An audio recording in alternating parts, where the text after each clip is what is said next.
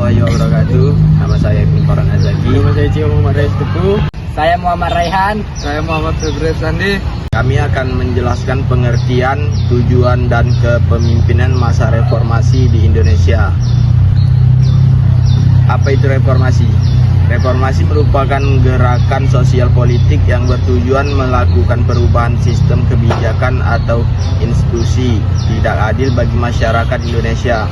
Sebelum memasuki masa reformasi, banyak ditemukan sistem kebijakan otoriter, kepentingan rakyat diabaikan, dan tindak korupsi penjabat semakin merajalela.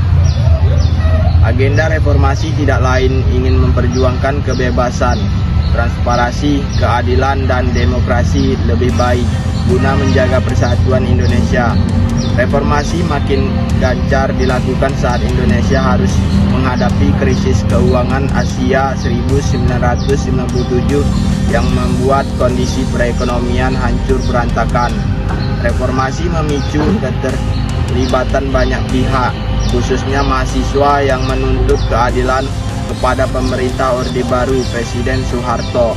Puncak reformasi ditandai saat tragedi Trisakti pada 12 Mei 1998 yang menyebabkan 4 mahasiswa tewas, sehingga mengundang aksi protes besar lainnya. Tujuan reformasi. Tujuan gerakan reformasi yang dipelopori mahasiswa pada tahun 1998 adalah memperjuangkan keadilan, kebebasan, transparansi, dan demokrasi bagi rakyat Indonesia. Era reformasi memicu banyak terjadinya ketegangan sosial yang secara terbuka menuntut pemerintah memperbaiki tatanan sistem. 1. Reformasi dilakukan untuk menata kembali struktur negara mulai dari konstitusi, undang-undang, dan peraturan lainnya agar sesuai dengan cita-cita seluruh rakyat Indonesia. 2. Masa reformasi dilakukan untuk melakukan perbaikan ekonomi, politik, pertahanan negara, sosial budaya, dan aspek lainnya yang tidak sesuai.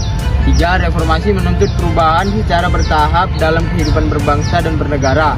4. Menghilangkan kebiasaan masyarakat Indonesia yang menyimpang seperti KKN, penyelewangan, otoriter, dan bentuk penyimpangan lainnya.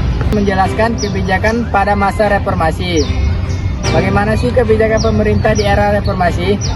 Era reformasi dimulai tahun 1998 saat Presiden Soeharto dituntut untuk mengundurkan diri dari jabatannya setelah 32 tahun pemimpin.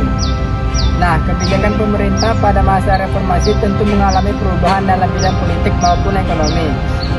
Pertama, kebijakan ekonomi pada masa reformasi. Kebijakan ekonomi reformasi bertujuan untuk mengatasi dampak krisis moneter Asia 1997 sampai 1998 yang membuat rakyat menderita. Saat itu angka kemiskinan meningkat drastis, harga bahan pokok meroket, dan nilai rupiah semakin turun. Lalu apa kebijakan yang dilakukan pemerintah? Kebijakan Presiden masa reformasi dari segi ekonomi dengan menjalankan program dana moneter internasional. Program dilakukan melalui beberapa alternatif meliputi reformasi fiskal, pemotongan subsidi BBM, privatisasi BUMN, dan peningkatan tarif listrik serta air. Pemerintah juga memberikan BLT atau bantuan langsung tunai bagi masyarakat miskin tanpa membebani tagihan tinggi serta bentuk kompensasi dari reformasi fiskal. 2. Kebijakan politik pada masa reformasi. Ciri utama demokrasi pada masa reformasi adalah diberlakukannya politik pembangunan. Nah, Sobat Pijar akan lebih mudah memahami politik pembangunan di Indonesia dengan mengetahui segala bentuk kebijakan yang pernah diberlakukan oleh pemerintah. 1. Penyusun kabinet reformasi pembangunan dari tokoh profesional hingga rakyat sipil. 2. Sejak tahun 1999, ABRI resmi berganti nama TNI, Tentara Nasional Indonesia, sebagai alat pertahanan negara. 3. TNI memiliki peran ganda sebagai alat politik pemerintah sekaligus alat pertahanan negara. Memberi kebebasan media pers untuk menyampaikan informasi dalam bidang pemerintah kepada masyarakat luas.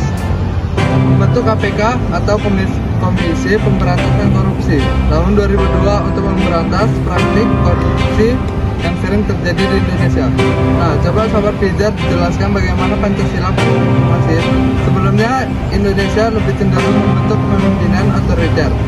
Oleh sebab itu dianggap penyimpangan dari sila Pancasila, masa perubahan diharapkan bisa menciptakan kehidupan bermasyarakat sesuai harapan Pancasila. Sekian dari kami, mungkin itu saja yang bisa kami jelaskan tentang masalah reformasi. Wassalamualaikum warahmatullahi wabarakatuh.